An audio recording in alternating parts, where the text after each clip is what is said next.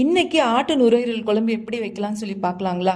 ஒரு பவுல் எடுத்துக்கோங்க. ஃபர்ஸ்ட் ஒரு கைப்பிடி அளவு ஜீரகம், பெருஞ்சீரகம் ஆட் பண்ணிக்கோங்க. அதுக்கப்புறம் பார்த்தீங்கன்னா 4 லவங்க ஆட் பண்ணிக்கோங்க. 3 துண்டு பட்டை ஆட் பண்ணிக்கோங்க. ஒரு இலை போட்டுக்கோங்க. கொஞ்சோண்டு கசகசா, கொஞ்சமாக மிளகு போட்டுக்கோங்க. இன்னொரு பாத்திரத்தில் கைப்பிடி அளவு கொத்தமல்லியும் 10 வரமிளகா போட்டுக்கோங்க. ஃபர்ஸ்ட் வானலில் வரமிளகாவும் கொத்தமல்லி ஃபர்ஸ்ட் ஒரு செகண்ட் வறுத்துட்டு மற்ற பொருள் எல்லாம் அதுலேயே ஆட் பண்ணிக்கோங்க. உங்களுக்கு தேவைன்னா ஒரு துண்டு தேங்காய் நீங்கள் ஆட் பண்ணலாம், 1/2 கிலோ கறிக்கு. அதுக்கப்புறம் வந்து பார்த்தீங்கன்னா ஒரு வானலில் உங்களுக்கு தேவையான அளவுக்கு எண்ணெய் ஊற்றிட்டு ஃபஸ்ட்டு வெங்காயம் போடுங்க. நாங்கள் வந்து 1/2 கிலோவுக்கு 2 வெங்காயம் போட்டோம். ஸோ வெங்காயம் நீங்கள் வந்து போட்டதுக்கப்புறம் பார்த்தீங்கன்னா ஒரு செகண்ட் வறுத்ததுக்கப்புறம் நீங்கள் அதில் கொஞ்சமாக உங்களுக்கு தேவையான அளவு கருவேப்பிலை நீங்கள் ஆட் பண்ணிக்கலாம்.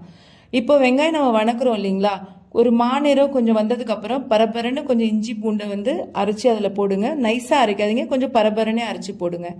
இப்போது நம்ம வணக்குனதுக்கப்புறம் ஃபஸ்ட்டு வந்து தக்காளி நம்ம போட மாட்டோம். ஃபஸ்ட்டு வந்து கறி தான் போடுவோம். ஏன்னா அந்த இஞ்சி பூண்டு பேஸ்ட்ரி வந்து சாறு நல்லா அந்த கறியில் போகணும். ஸோ ஃபஸ்ட்டு கறி தான் நம்ம போட்டிருக்கோம். ஒரு நிமிஷம் நல்லா கிண்டிட்டு நல்ல ஒரு பெரிய தக்காளி நீட்டமாக வெட்டி போட்டுக்கோங்க. இதுக்கப்புறம் வந்து பார்த்தீங்கன்னா அந்த தக்காளி நீங்கள் அதில் போட்டு ஒரு 2 நிமிஷம் நல்லா வணக்கிட்டு தேவையான அளவுக்கு மஞ்சள் தூள், உப்பு வந்து நீங்கள் கொஞ்சம் ஆட் பண்ணிக்கோங்க. உடனே வந்து அதை மூடி வைக்கக்கூடாது. இந்த கறியை சுத்தமாக மூடக்கூடாதுங்க. ஒரு 5 நிமிஷம் நல்லா வணக்குங்க. பாருங்கள் அதோடைய கலரு கொஞ்சம் மாறும். இந்த ஸ்டேஜில் வந்து நம்ம ஆல்ரெடி வறுத்த மசாலா வந்து நல்லா அரைச்சிருப்போம் இல்லைங்களா, பேஸ்ட்ரி, அது இதில் ஊற்றுங்க. தேவையான அளவு ஒரு 4 கிளாஸ் தண்ணி, அட்லீஸ்ட் ஒரு 3 கிளாஸ் தண்ணியாவது ஊற்றுங்க. இதை மூடியே வைக்கக்கூடாது. சிக்கன் மட்டன் கூட நம்ம மூடி வைக்கலாம், ஆனால் நுரையீரலை மூடி வைக்கக்கூடாதுங்க. அது வேகிறது நம்ம சாப்பிடும் போது ஒரு மாதிரி வந்து எப்படி சொல்கிறது, கொஞ்சம் கடக்காக இருக்கும். ஸோ அதை மூடி வைக்காமல் அதை அப்படியே கொஞ்சம் மூடி சைடில் வச்சு வேக வைங்க, சரிங்களா?